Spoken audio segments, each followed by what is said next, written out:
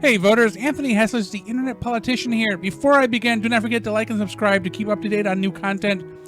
We are again returning to topics from my political positions document, which can be found on my website. The website's link is in the description. So we're getting to another hot button here. Israel, or Israel, if you're of Hebrew descent. So prior to World War II, Israel, and I'm going to say Israel because despite the fact that it's not correct, that is the name everybody's pretty much gets accustomed to. At the time, it was well known as Palestine. And part of Palestine is still Palestine. Anyway, it was home to thousands of Jews as Palestine.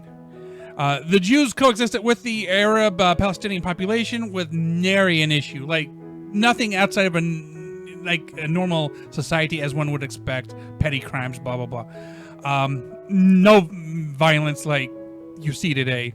Even though the Nazi occupation of Western Europe decimated the Jewish population, I believe that the League of Nations should not have interfered with Palestine. While I can appreciate the sorrow felt for the Jewish people, especially as one of them who lost half of their German family as a result of World War II, no one has the right to go to another country and displace its law-abiding citizens or government for any reason. And as somebody who lives in a country where that exactly happened, why are we repeating these patterns? If it was remotely possible to do so safely, Israel and Palestine should be rejoined. The Arab population be able to return to representation in the government and everyone live as one.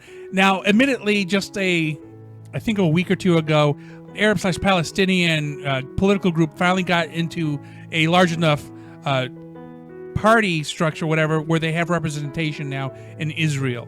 So, I mean, this document's from almost 8 years ago, so I honestly never thought it would happen, and it finally has. That there is some Arab or particularly Palestinian representation in the Jewish government of Israel, and now we don't know. It's only been like a week or two, so we don't know how well that's going to work. But I'm optimistic. Also, I'm going to go off the path here. I have relatives who live in Haifa, and my cousin married a Palestinian woman, and they have children. They have two. Well, last I checked, they had two. They may have more now. Who knows? So there's never really been an issue with Palestinians living in the Israel area, as far as I'm aware, because obviously they had to meet somewhere. He wasn't like he was walking into the Palestine area and just picking up chicks. I don't think it works that way. But I really think this should be a unified country. Sure, some governments will recognize this unified nation as Israel and others as Palestine. But what does it really matter when it comes to peace? Like, Arabs and Jews alike were thrust into a situation that a world government and some strong advocacy forced upon them. It is time to move past it into the future. I don't care if it's called Palestine or Israel, or Palestine-Israel, or Israel-Palestine. I think this is dumb. When my relatives started living in Israel when it was Palestine in the late 1800s, keep in mind, most of my family is from, the Jewish part of my family is from Russia and Germany, Poland. But for the few of them that had migrated into Palestine, they bought their land from Palestinians who were moving. They lived there with no problems whatsoever until the resolution of World War II. And they did this weird thing where if you were Jewish, you had to move out of Palestine and into, in this case, it ended up in Haifa. So not only did Palestinians get displaced, Jews got displaced, and that is, if I was alive then, and I would have compared that to what the Nazis did, to me it felt like the same thing. You basically telling me I can't live here anymore because I'm the wrong religion or something. The intention may have been good, but the approach was deeply flawed.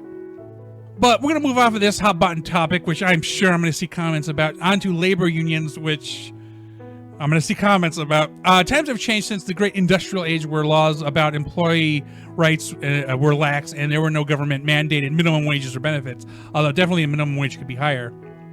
Unionization has encouraged most businesses to become both fair and honest beyond that of the government being capable. The threat of a union alone kind of does it now. Today, unions are most beneficial in two main scenarios.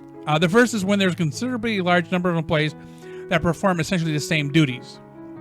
I would say construction, working in grocery stores, theme parks, stuff like that. The second is when employers perform duties that can be negatively impacted upon their lives, such as general health concerns or safety issues. Again, that is kind of like construction. For example, consider auto workers, construction workers, and nursing staff.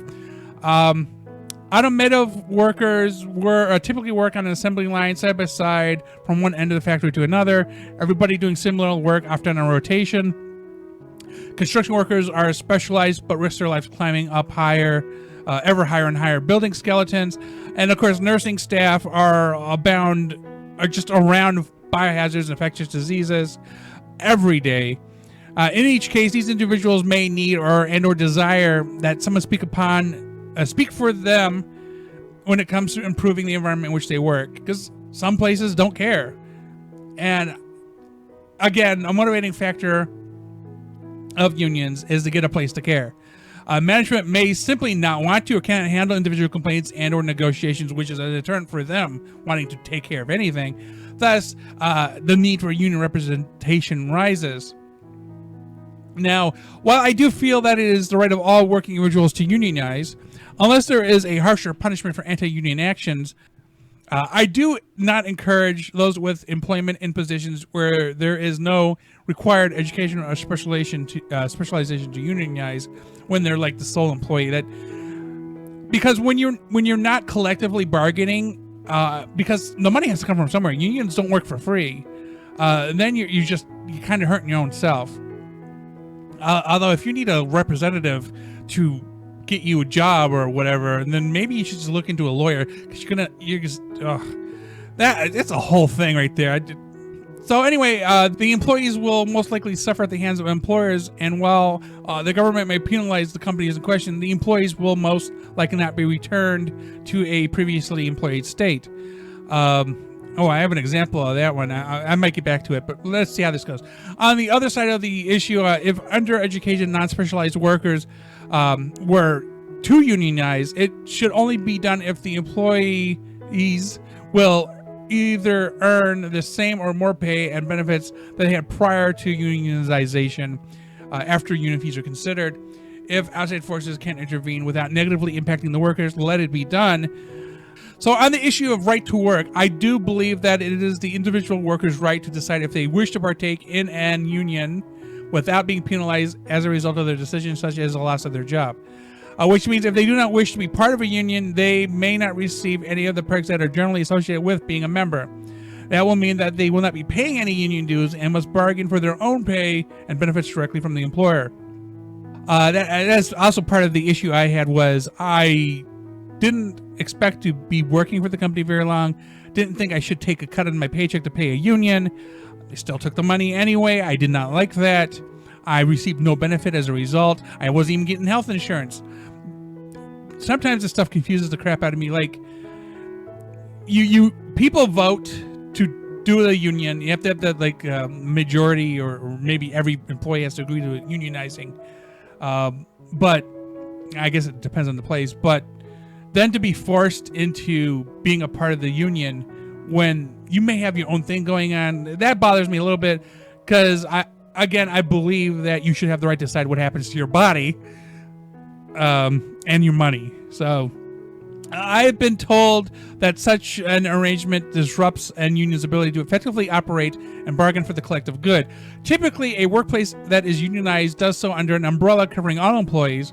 Even if certain employees do not wish to be part of the union, they still pay dues and receive benefits. I also understand that at some point, if a majority of workers decide to opt out of the union can either become decertified after the certification process of 1 year has passed, or whenever the union contract expires, if there is one. It is ultimately a matter of supply and demand. Unions should only exist if there's demand for them. Union leaders should never earn more from operating a union than the highest paid union member. And there is a story to go along with this. Union leaders are supposed to protect the working man, not get rich off them. He's supposed to be representing the working man, not represent his own self-interest. I was raised with the belief that a union leader was the guys who left the job because of injury or retirement. Now he's the guys. Now he has the guys back in other ways, making sure that them and their families are taken care of in good times and bad.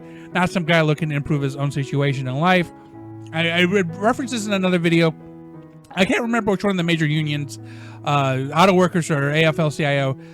You can look it up yourself. This is June 2021. I guess back in a couple years ago, the board or high-ranking members of whatever the union was had plotted and maybe succeeded in embezzling. And these guys were living large as my grandfathers, both of them. One worked for GMC and the other one worked for Ford. And they were both part of their unions. Whenever we did a union thing, everybody was, either current or former employees who were part of the union. Everybody pretty much was at the same income level. Nobody was making obscene amount of money. I don't know what has changed in the last 30 years, but it's gotten pretty bad if the head of a union is basically living high on the hog, while the people they represent are maybe making minimum wage. Obviously, unions should pay more than minimum wage, but it doesn't set right with me. Well, that is all the time we have for today, voters. Remember, a good voter is an informed voter who can think for themselves. Do not forget to check out my previous videos on this channel, as well as like and subscribe to keep up to date on new content.